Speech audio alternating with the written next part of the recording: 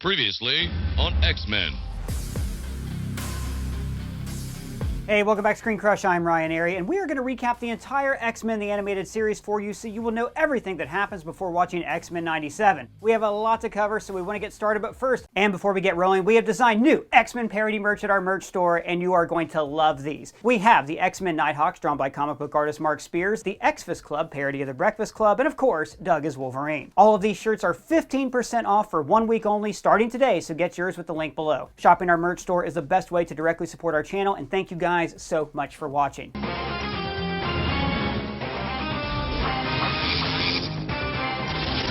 So, this groundbreaking animated series takes place in a world where some people are born with the potential to manifest superpowers when they hit puberty, and these people are called mutants. Their genetic mutations are random. We open by seeing a mutant named Sabretooth on the news, frightening the foster parents of a young mutant named Jubilee. Jubilee overhears this and is understandably upset. I used to be a normal kid. It's not my fault. Her foster parents registered her with a private company called the Mutant Control Agency, who sent a mutant hunting robot called a Sentinel to apprehend her in a mall. Jubilee is saved by a group of mutants called the X-Men. Their leader is Charles Xavier, a telepath who dreams that someday mutants and humans will learn to live together in peace and harmony. The X-Men operate out of a school for mutants, and they are Cyclops, leader, his girlfriend, Jean Grey, telepath, Beast, scientist, Storm, controls the weather, claustrophobic, Gambit, always horny and has energy powers, Rogue, also always horny but can't touch anyone without absorbing their powers and memories, Morph, shapeshifter, and Wolverine, badass with claws. I go where I wanna go. The X-Men realize that the Mutant Control Agency has files on hundreds of mutants who are now in danger. After the Sentinels kidnap Jubilee, they lead a mission to break into their headquarters and destroy these files, because it's the 90s and you could actually destroy files back then. Meanwhile, the agency's director, the mutant hater Henry Peter Gyrick, loses all government funding. The X-Men destroy the files and save Jubilee, but they are attacked by Sentinels. Beast is captured and poor Morph is killed. Afterwards, Wolverine is mad at Cyclops for leaving him behind. Soldier boy here left him behind. The X-Men destroy the Sentinel base and Jubilee stays with the team. Hey there, fellas. Yeah, buddy, I don't know. I don't think so. What? What's up? Everybody got quiet when I came in the room. What are you wearing right now? It's a ScreenCrush hat. I want to rep the team because, I'm in here all the time. I figure I'm a team member. Technically, only employees can wear the hats. All right, hand it over. Now! Give me. What's the big deal anyway? It's just a hat. The hat was a ruse. I don't really want to rep the team. It was a disguise because I'm losing my hair.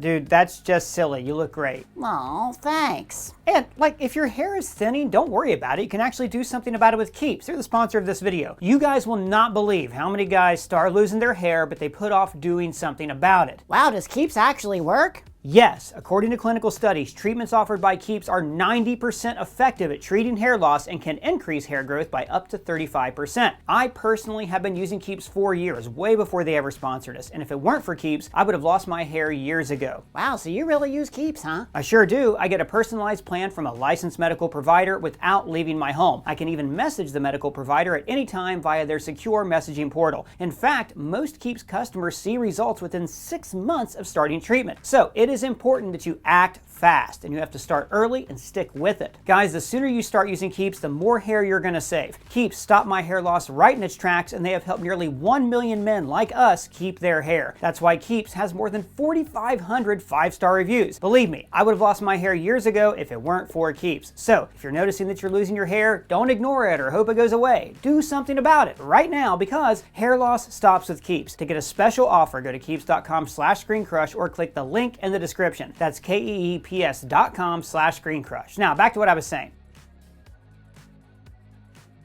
Hey, I just want to say, thanks for the Keeps. I got to keep my hair. And just a reminder, guys, to stop your hair loss today, click our link in the description for a special offer from Keeps. The X-Men face off against Magneto, a mutant who can control metals and believes that the human race must be destroyed before they can destroy mutants. Now, he and the Professor were once friends, but they had a huge difference in philosophies. We must use our special gifts to bring peace to mankind. You're a fool, Charles. Meanwhile, the evil mutant named Sabretooth attacks Beast's hearing, and the X-Men bring him back to the mansion to try to help him, against Wolverine's best advice. But you don't know him. He can't stay here. The X-Men stop Magneto from launching missiles at humanity while he and Xavier have a philosophical battle. You still dream of peace with those who would destroy all mutants? Is this your answer? This horror? But Charles wins the battle by making his best friend relive the Holocaust. Meanwhile, it turns out that the evil mutant Sabretooth was actually an evil mutant. No way. Magneto sent him to infiltrate the mansion, and then he attacks Jubilee, but is stopped barely by Wolverine. And while all this is going on, an anti-mutant senator named Kelly announces that he is running for president, and right out the gate, he leads with internment camps. I intend to relocate every mutant in this nation to internment camps. Scott and Jean go out on a date, which aggravates Wolverine because he is in love with Jean. But their date is interrupted when a bunch of sewer-dwelling mutants named Morlocks kidnap Scott so their leader, Callisto, can breed with him. Someone to provide me an heir. So take out an ad. This show is for kids? Yup, Storm shows up with the X-Men and challenges Callisto to single combat for leadership of the Morlocks. She wins despite her claustrophobia and says that Callisto can rule in her place. But then Wolverine leaves the team. He left because of me. Wolverine goes to live with an Inuit tribe in Alaska. I feel at peace. 5 minutes later. There is no peace for me! Sabretooth attacks the village and Wolverine returns home. Meanwhile, 3 of the X-Men go to a mutant resort called Genosha, where they are attacked by Sentinels and enslaved with control collars. Gambit, Storm, and Jubilee fight against their captors, and there are lots of fun cameos, including a freedom fighter named... The name's Cable. It turns out that Genosha is actually being built as a new stronghold to build more Sentinels, which are being spewed out by a towering robot called Master Mold, who is destroyed when he can't escape water. I am still plugged in. The X-Men return to find the mansion destroyed and the Professor missing, and they suspect a Russian mutant named Colossus, but it turns out that it was a magical villain named Juggernaut, who is also the Professor's half-brother. Don't you know who I am? I'm the Juggernaut, bitch! Jean takes away Juggernaut's memory temporarily, and Colossus helps them to rebuild the mansion. After I fix your house. The Professor, it turns out, is at a genetic research facility on Muir Island, and it's run by his old friend Moira McTaggart, who rents out space to a Dr. Adler who is developing a way to cure mutants of their abilities. This research is being funded by a mutant named Warren Worthington III, who for some reason hates that he can fly. Cable shows up to kill Adler. Rogue flies to Scotland to cure her powers because she can never touch another person, and like I said, she's way hot for Gambit. What's wrong, Cher? You know what happens when I touch somebody. You want to end up in the hospital? Long story short, Adler is actually a shapeshifter named Mystique, who works for a villain called Apocalypse. Look upon the future and tremble. Apocalypse is obsessed with survival of the fittest and wants to remake the world in his image. Now Rogue changes her mind, but Apocalypse transforms Worm into the Archangel. Apocalypse and his 4 horsemen attack humanity, but they are stopped by the X-Men. During this fight, we can also see the famous still of Rogue's butt that the internet, for some reason, is really obsessed with. How about getting your butt out of my car? Warren overcomes his brainwashing and saves the day. Now it's time for Days of the Future Past. In the far future, Sentinels are hunting down and exterminating mutants. An elderly Wolverine and a scientist named Forge sent a mutant back in time named Bishop to stop the assassination of Senator Kelly, which they believed created this dystopian future. Bishop tells the X-Men that Gambit was actually the assassin, so they all head to Washington to save the future. But it turns out the Mystique was the one who tried to kill Kelly while pretending to be Gambit, and she did this on Apocalypse's orders. The X-Men fight Mystique's group, the Brotherhood of Mutants, and they narrowly save Kelly's life. But Rogue lets Mystique go after Mystique reveals that she actually is the person who raised Rogue when she was a kid. Mama. But more on that in a bit. In the far future, Bishop returns to find that the future is still shitty. It's all just like I left it. Because in the present day, Senator Kelly has been kidnapped by Magneto. If Kelly isn't found, an anti-mutant fever could sweep the nation, destroying us all. Magneto and Kelly are then kidnapped by Sentinels because it turns out that Master Mold did not die and has plans of his own. I am giving the orders now. And he makes sure to lay this bitter irony down on his human creator. Mutants are human. Therefore, humans must be protected from themselves. The X-Men save Kelly's life, and then Kelly changes his mind on mutants. Beast is pardoned, and Scott asks Jean to marry him, but they're being watched. Sinister knows what your future holds. Wolverine is all pissed off that Jean is marrying Scott, so he spends her entire wedding pretending to beat up Cyclops in the danger room, and then he tries to tell her how he feels. Jean, I have to go. It turns out that the priest that married Scott and Jean is actually Morph, who is totally evil now because he's being mind-controlled by a supervillain named Mr. Sinister. Sinister is a geneticist who is obsessed with the DNA of Scott and Jean and has watched them for their entire lives. And from your offspring, I will control the future of all human creatures on Earth. Creepy. Senator Kelly has become president, and his pro-mutant policies have inspired a group of bigots called the Friends of Humanity to frame mutants for terrorist acts to sway public opinion against them. What did we ever do to you? You were born. Morph poses as Magneto to get Xavier to fly off to Antarctica, and he is all conflicted about the mind control. Sinister attacks Scott and Jean on their honeymoon, while Morph reveals that he was the priest who married them and they're not really married, and then Scott sways him back to the light. Whatever happened, you're still part of the team. You're still one of the X-Men. Sinister runs away, and Xavier and Magneto realize that they were each tricked into going to Antarctica. Now in this season, we get to see a bit of everybody's backstory in standalone episodes. Storm travels to Africa, where her godson has been possessed by an evil mutant called the Shadow King. She and Rogue trap him back in the astral dimension where he came from. Meanwhile, Xavier and Magneto discover the Savage Land. This is a prehistoric environment with dinosaurs and indigenous humans. Magneto used to have a citadel here, and they discover that the mutants who used to serve under him now serve a mysterious new master. Also, now Charles can walk somehow. That's weird. No, it's not weird. It's a miracle! In the former Soviet Union, a mutant cold warrior named Omega Red overthrows the democratic government. You cannot stop me. I can, you stinking octopus. Just like last time. You see, he and Wolverine have a history. The X-Men team up with Colossus to stop his coup. And Russia remains free and democratic to this day. Wolverine is kidnapped by a team of Canadian super mutants called Alpha Flight. Now it turns out that after the government experimented on Wolverine, Alpha Flight took him in and made him a team member, but he walked away and now the government wants him back. We saved you. We gave you back your life. How could you leave us? So I could be your weapon? Alpha Flight frees their old friend and Wolverine goes back to his family, the X-Men. And then we travel to Louisiana, where we learn that Gambit was raised to be a member of the Thieves Guild, who have a centuries-old blood feud with the Assassins Guild, where they vie for the favor of immortal mutants called the Externals. And they earn this favor by saying the word tithe a lot. Long story short, the Assassins Guild tried to frame the Thieves Guild, the X-Men saved the day, and the X-Men are Gambit's new family. In the far future, Cable is fighting the forces of Apocalypse when a time vortex erases his world. Tyler! Help me, Dad! It turns out that Bishop, messing with the past last season, changed Cable's future. In Bishop's alternate future, we now find out that a plague has devastated the world, but this plague actually happens to save mutants because, in Cable's future, much further than Bishop's, mutants need these antibodies that were produced from the early exposure to the plague. So Bishop travels back in time to try to stop this plague, and he finds out that the Friends of Humanity are actually trying to say that this technovirus was caused by mutants. It turns out that the FOH's leader, Victor Creed, was actually secretly working for Apocalypse. A mutant! Bishop and the X-Men show up, but Apocalypse wins and kills everybody and spreads the plague across the world. In the next episode, Cable relives all the events that we just saw and kidnaps Wolverine so he can expose him to the virus. Wolverine's mutant healing factor creates the antibodies that mutants need to survive in the future, and this preserves Cable's timeline. Yes, science! In the next episode, we find out that after Rogue's birth family rejected her because of her mutant powers, Mystique actually trained her to be one of a team of evil mutants. On a mission, she encountered the superhero Ms. Marvel, Carol Danvers, you know her, and permanently absorbed her powers and memories. Carol is still trapped inside Rogue's mind, and after an astral battle, Carol is contained, but Rogue still visits her in the hospital. Also, Mystique is working for Mr. Sinister. The next episode, Beauty and the Beast, is one of the best of the entire series. Beast has been working to heal a blind woman named Carly, and they fall in love, but her parents are massive bigots who want Hank to stay away from her. Why did this have to happen to me? Why can't I be normal? Meanwhile, the Friends of Humanity kidnap Carly, so Wolverine poses as one of them and helps Beast rescue her. Wolverine taunts Victor Creed with the hologram of his father, the mutant Sabretooth. I hate him! I'm not like him! When Carly gets her sight back, she still loves Hank, but he says that he can't be with her because it would only place her in danger. Carry my love with you always.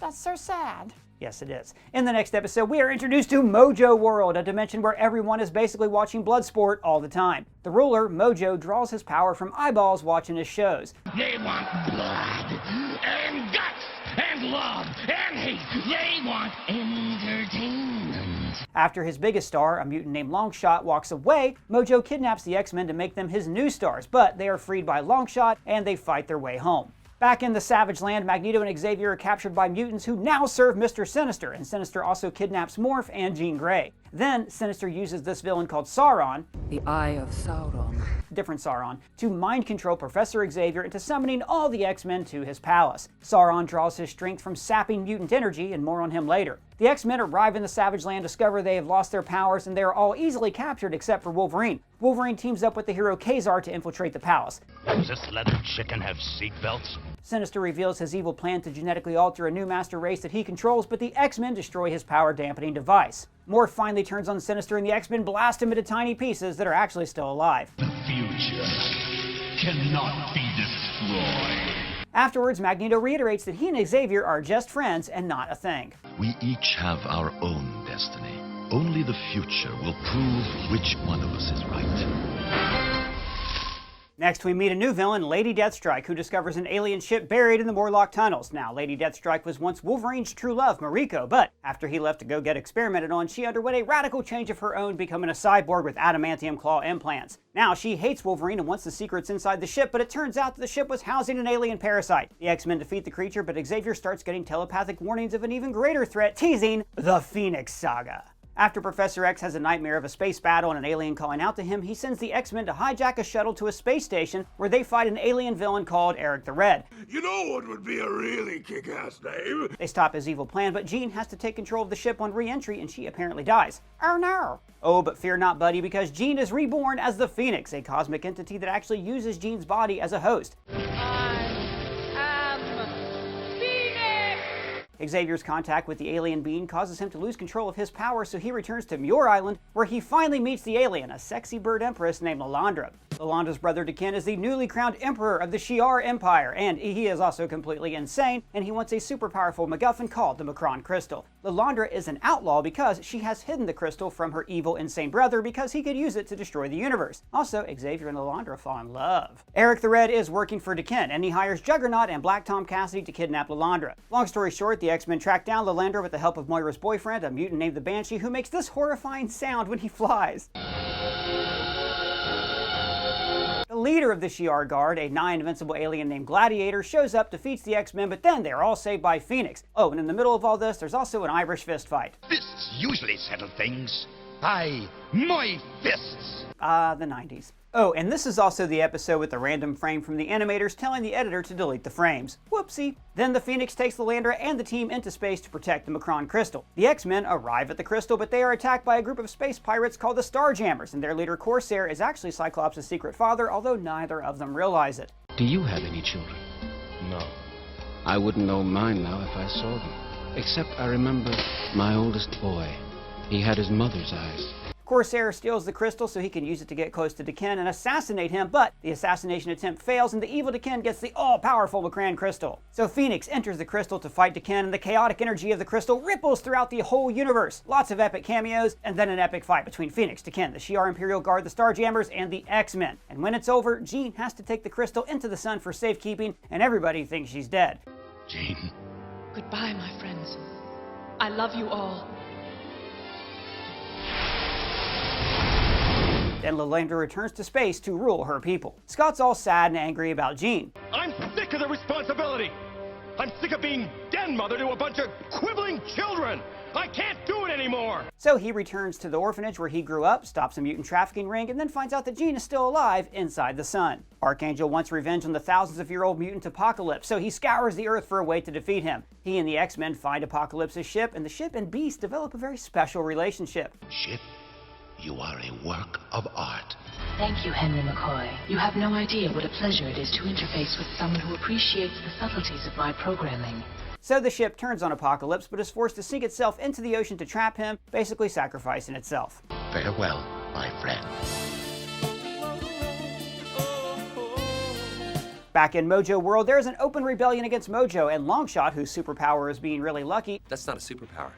Yeah, it is transported to the X-Men's universe. Jubilee develops a crush on him. You have great courage. Thank you. You're welcome. And to spice up the ratings, Mojo travels to our world to defeat the X-Men. However, he loses the battle, returns home, and Longshot follows to fight the tyranny of Mojo. I love these Mojo episodes because the bad guy is essentially a parody of TV executives. The ratings are going through the roof! Next, a former X-Men named Iceman breaks into a government facility and he's captured by the X-Men. Scott does not like his rebel attitude. I chose to think for myself instead of always playing the good soldier boy.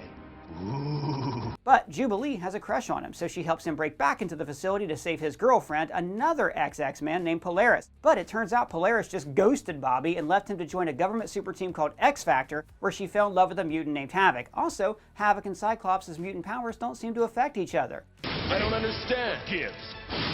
Very interesting. And then we go back to the Savage Land where Khazar's people have overthrown Sauron. And it turns out Sauron is actually a regular guy named Khal Lycos. But then Khal is manipulated by an ancient evil god called Garok into becoming Sauron again. Also, Garok could draw the X-Men back to the Savage Land so Garok could drain Storm's power. The X-Men defeat Garok. I was so close.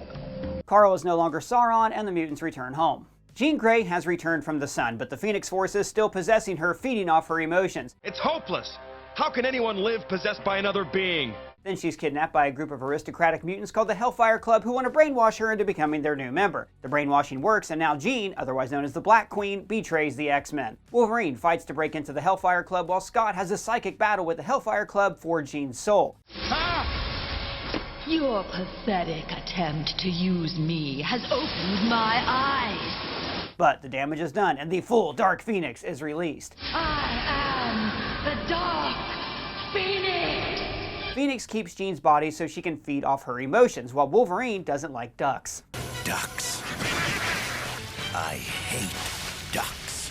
Jean tries to fight the Phoenix, but she flies off into space and feeds off of a sun, catching the attention of the Shi'ar Empire, who come to Earth to arrest Jean and destroy her. The conclusion of the Dark Phoenix Saga is one of the all-time best episodes. The X-Men challenge the Shi'ar Imperial Guard for Jean's life. Lilandra's sworn duty as Empress prevents her from helping Charles, the man she loves. The X-Men are defeated as Jean unleashes the Dark Phoenix to save them, but then she has what alcoholics refer to as a moment of clarity, and sacrifices herself. The Phoenix leaves her body, and the X-Men have to offer a small piece of their own life forces to bring Jean back to life. In the next episode, Corsair comes to Earth and he and Cyclops find out they're related when they fight a renegade Shi'ar commander. But give me back my dog tags. They're all that's left of my family.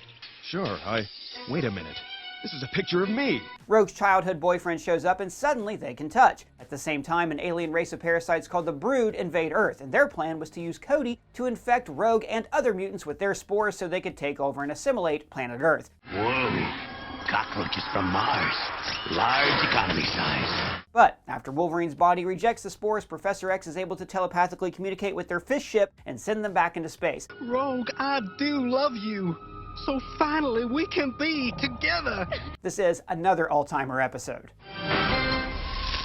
The Juggernaut returns, and we learn why he hates the Professor. His dad was a gigolo who beat Cain Marko and tried to steal Charles's family fortune. However, the X-Men still save Juggernaut's life by restoring his powers because, after all, he's family. You don't turn your back on family.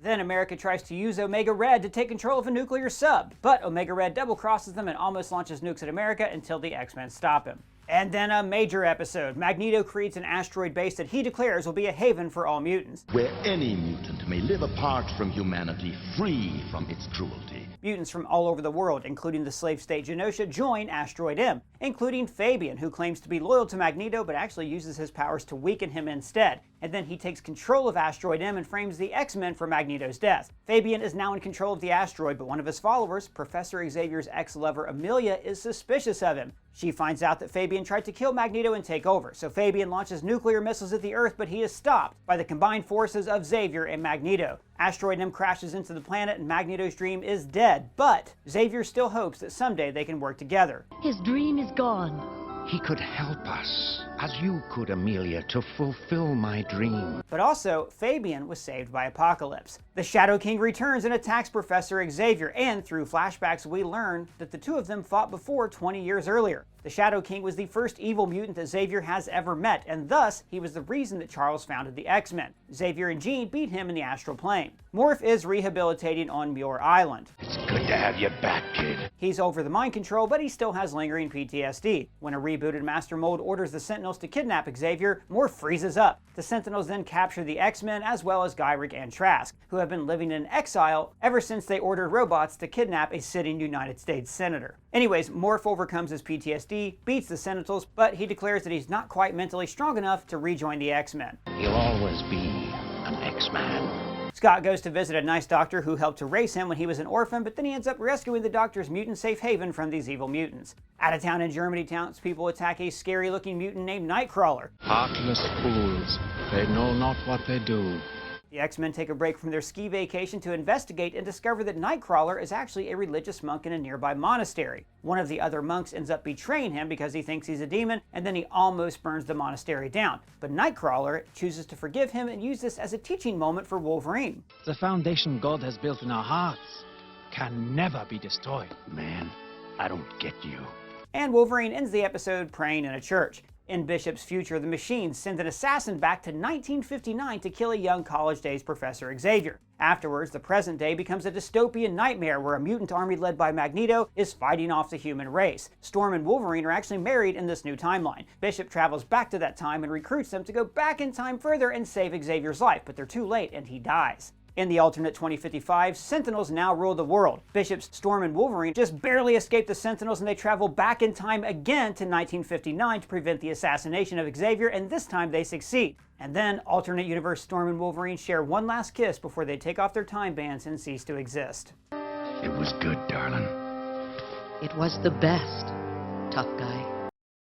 On Muir Island, Moira McTaggart's son Kevin lives in a containment cell because he cannot control his mutant powers that allow him to reshape reality and possess people's bodies. Through a series of flashbacks, we see that Moira and Charles were once engaged, and she broke it off to be with Kevin's father, who later rejected Kevin, aka Proteus. And now Proteus escapes to try to find his politician dad. All these daddy issues give Rogue flashbacks of her own childhood. You ain't my daughter. Not anymore.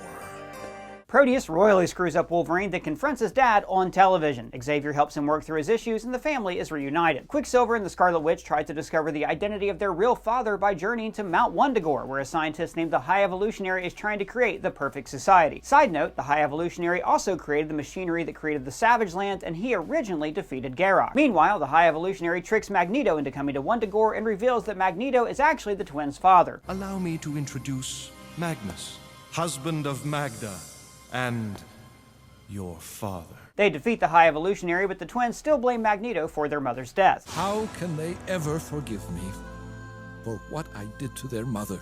The Friends of Humanity are back and stirring up trouble, and Graydon Creed wants to prove his worthiness to the group. So he uses Mystique to trick Nightcrawler and Rogue into coming to a Friends of Humanity base, and then there are some massive reveals. Mystique is not only Nightcrawler's mom, which makes him and Rogue adopted brother and sister, but also Mystique and Sabretooth had a son together, one Graydon Creed. And along the way, Nightcrawler is like your super Christian friend who turns every conversation into a testimony. But in our times of loneliness, we forget that we are all part of a greater family, a family of God. Mystique explains that she abandoned Nightcrawler and he forgives her, so she takes a bullet for him and then explains her own shapeshifter angst. I just steal little bits from other people's lives. But that's how I survive. Then the Friends of Humanity drop off Graydon Creed to be with his dad, Sabretooth. My son, the famous slayer of mutants. Wolverine's past traumas start to overwhelm him, so he leaves the X-Men to return to Japan. I just want to live in peace. And then a thug tries to shake down this peaceful village for food, and Wolverine is forced to embrace violence to save these peaceful people. Wolverine's flashbacks continue, drawing him back to the military base where he got his adamantium skeleton. He keeps dreaming of dead people from his past, his friend Maverick and his girlfriend Silver Fox, and then he relives the mission where Sabretooth left them to die. But at this base, he finds Sabretooth, Maverick, and Silver Fox. They're not only alive, but they've also all been drawn back here. They discover that most of their memories were implanted to help control them, although they were mixed in with some real memories. They barely escape a robot designed to terminate them, and then Wolverine insists to Silver Fox that their love is real. But some of you and me must have been true. You remember the cabin? I carved our names in that door. But once again, Wolverine does not get the girl, although the final shot reveals that some parts of their love story was true. Jubilee's all excited about her first Christmas with a real family, while the X-Men honor time-honored Christmas traditions like trimming the tree and having fights in the kitchen. The day that I need your help in the kitchen is the day that I stop cooking! But while they're out shopping, they discover that the Morlock child Leech is dying. Wolverine gives him a blood transfusion, and Jubilee is shocked to see how the Morlocks celebrate Christmas, eating out of paint cans by a Charlie Brown Christmas tree. But Storm tells her, as long as you are part of a caring family, every day of the year is Christmas. So then Jubilee gives all her presents to the Morlock kids and they all spend Christmas together. That's so nice. Yes, it is. And then Storm transfers leadership of the Morlocks back to Callisto. Next is an epic four-parter that was originally meant to end the entire series before they were picked up for season 5. In the distant future, Cable tries to destroy Apocalypse's resurrection chamber, but Apocalypse steals his time travel device. So this interferes with Bishop traveling to his present, and then he is trapped at a place outside of the time stream called the Axis of Time. Scott and Jean Wolverine's second wedding is interrupted by Mr. Sinister and the Nasty Boys, who kidnap Jean. Bishop's sister Shard time travels back to the X-Mansion, and we find out that Sinister and every other villain the X-Men have ever faced are all working for Apocalypse. Apocalypse kidnaps psychics from across the time stream, including the Shi'ar Oracle, with the help of Lilandra's sister Deathbird. Warren Worthington catches a psychic named Psylocke trying to rob him, Wolverine shows up, and then they all fight Sabretooth, Mystique, and Magneto, who are also all working for Apocalypse. So why are they working for Apocalypse? Well, Sinister wants to make a perfect mutant race while using Apocalypse's time travel machinery, and Magneto wants to create a perfect future for mutants where his wife, Magda, is still alive. The X-Men capture Sabretooth, and Wolverine tortures him for information. And I should note here that Archangel has now gotten over his need for revenge against Apocalypse. In the future, Cable steals a giant time machine called Grey Malkin, and he and the X-Men use it to travel back to Apocalypse's first resurrection chamber in ancient Egypt, where Apocalypse springs a trap, kidnapping Professor Xavier and bringing along Wolverine to bear witness. Then Apocalypse reveals his true plan to erase all of existence and start again. Magneto and Mystique rebel against him and start a villain civil war. So now only Magneto, Wolverine, and Bishop are the people at the axis of time who can stop Apocalypse. Cable arrives right when people across the universe start to get erased, so Bishop starts blasting the psychics free, reversing the erasure of time and space. Apocalypse's fortress is destroyed, the villains escape, and all the psychics team up to erase Apocalypse from existence. And then it's revealed that it was actually Immortus, aka Kang, who built the axis of time to begin with, while Magneto and Xavier tease that they might be open to working together in the future. Did it feel so odd, Magnus, working together? No, Charles. Perhaps if we could start the world over, it would be possible again. Just kiss already. And fun fact, the original ending of this episode would have seen Storm, Cyclops, Jean, and the Professor leaving the team while adding Bishop, Shard, Archangel, and Psylocke. But then Fox ordered more episodes, so let's move on to Season 5, the one with bad animation. And hey, here's a bonus. The X-Men actually crossed over with 2 episodes of Spider-Man the Animated Series, another excellent Saturday morning Marvel show. Spider-Man's blood has been mutated, so he seeks out Xavier's help when he's captured by the X-Men after a brief misunderstanding and a fight. But I don't want to be a freak. Watch your mouth, pal. Peter Parker attends a seminar from a man who says that he can cure mutants, and his research actually came from the Beast research. The research you started to prevent yourself from turning into a hairy animal. Spider-Man and Wolverine rescue Beast and then team up to stop a renegade mutation. And at the end of the day, Spider-Man isn't cured, but he has friends. You got friends if you need them. Season 5 starts with the X-Men fighting off an alien invasion from the Phalanx, a technologically advanced empire that assimilates other worlds. The prince of the Phalanx, Warlock, didn't like his people's warmongering ways, so he and his betrothed fled to Earth. But his queen was captured by Cameron Hodge, this guy from the government, and when their minds meshed, they started to assimilate the entire world. All life on this world will attain the perfection of the Phalanx. Most of the team is quickly assimilated, so Beast has to team up with Forge from X-Factor, Warlock, and Mr. Sinister, and then they recruit a super depressed Magneto who has really let himself go. Losing Asteroid M has made me weary of this life, Dr. McCoy. Weary of this endless struggle. Magneto only agrees to help to save his son, Quicksilver. They free the X-Men and X-Factor and introduce a computer virus to the Phalanx, and Warlock travels back to his homeworld to change his people's warmongering ways. Also, it seems like Magneto's getting along with his son. Next are the worst 2 episodes in this entire show, so I will be brief. A guy named Archon from another dimension kidnaps Storm to save his homeworld. Storm does this, then for some reason falls in love with him and accepts his marriage proposal. Storm, will you rule by my side as Empress? Yes. Yes, I will. The other X-Men figure out very quickly that this guy is a tyrant who enslaves people, but Storm is blinded by her love for the man she met 5 minutes ago. Archon is a kind and decent man. Eventually, though, she works it out. They are not servants, are they? They are slaves! Before going home, she destroys the bad guy's magic antenna, but leaves him in power, saying, "No living being has the right to enslave another." Next, we go to Central America, where Fabian Cortez is trying to find a host body for Apocalypse's disembodied spirit, because now Apocalypse is kind of like Voldemort. He kidnaps Jubilee to make her the new host body, and then mutates Beast to make him into a monster. One of the new 4 horsemen of the Apocalypse, Caliban, knows Jubilee from Genosha, so he betrays Apocalypse, helps free Jubilee, and ultimately Apocalypse returns by using Fabian as a host body. In the next episode, Jubilee tells a bunch of kids fairy tales, using the X-Men as inspiration. It's a really fun episode, pulled straight from the comics, but not really canon, so we can skip over the details. Fun episode, though. We flash back to Logan's time as a spy in World War II, when he's sent on a mission to recover a scientist from the Germans, and he teams up with Captain America. Here, son. I believe this is yours. Vive la France! Vive la liberté! The two of them face off against the Red Skull and discover that the scientist has actually defected to the Nazis. Years later, when Logan's at the scientist's grave, his daughter shows up and tells him that her dad was actually feigning defection to sabotage the Nazis, and then Logan carves the word hero into the man's tombstone. In Kentucky, a young mutant named Sam Guthrie uses his powers to save miners, and afterwards, a military man named Gurkland shows up to recruit him into some kind of black ops agency. Sam says no, and then he gets a visit from Rogue, who actually sounds a lot like she's grooming him. No 16-year-old boy could mind a visit from a good old Southern gal. And it turns out Gurkland is actually forming a black ops military unit that brainwashes mutants. Sam escapes his brainwashing, and the X-Men expose his schemes, and we learn that Cameron Hodge, who is no longer part of alien machinery, was behind the project all along. What? The second to last episode of the series is a full-on flashback to Victorian London, showing the origin of Mr. Sinister. Xavier's ancestor, Inspector James Xavier, befriends a scientist named Nathaniel Essex. Essex is obsessed with Darwin's theory of evolution and humanity's next leap forward, so he uses human test subjects to create people with powers. We shall become more than men. We shall be gods! Essex experiments on himself and embraces his new name. From this day forward, you shall address me as Mr. Sinister! His mutations are freed and then run rampant into the sewers of London. And in the present day, Xavier still has Mr. Sinister's signed copy of Darwin's Origin of the Species. And now, the final episode, Graduation Day. Xavier is addressing the UN when Henry Peter Gyrick, who's back, attacks him with a device that amplifies his powers to basically out him as a mutant. Could Charles Xavier be a stinking mutant himself? The public attack spreads outrage across the planet, sparking mutant uprisings. Experts say the mutant rebellion will quickly dissipate unless it finds a leader. The X-Men cannot help the dying professor, and they know that the alien Shi'ar could treat him, but without Xavier's telepathic abilities, they have no way to contract Alandra. Now Magneto, who has taken over the island of Genosha, sees his opportunity. We are the living future of this mighty planet. This world is our world now. Morph poses as Xavier to try to calm everybody down, and the other X-Men travel to Genosha to beg Magneto to not start a mutant uprising. But they work out that his magnetic powers can actually amplify Xavier's brainwaves and summon the Launder from space. In other words, Magneto could give up his dream to save his best friend's life. But I have waited all my life for this moment.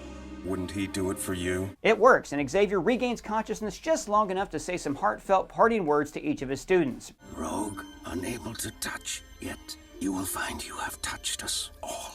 That no truer son could ever be.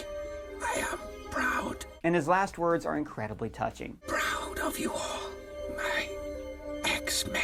Lilandra shows up and takes Xavier off to space, maybe forever, leaving Magneto and the X-Men to watch them fly away. Well guys, that's the entire series. That's everything you need to know before watching X-Men 97. Just a reminder, we have a 15% off sale on all of our X-Men parody merch in our merch store right now, which you can access with the link below. What do you guys think? Do you have any questions? Are you excited about X-Men 97? Let me know in the comments or at me on Twitter. And if it's your first time here, please subscribe and smash that bell for alerts. For ScreenCrush, I'm Ryan Airy.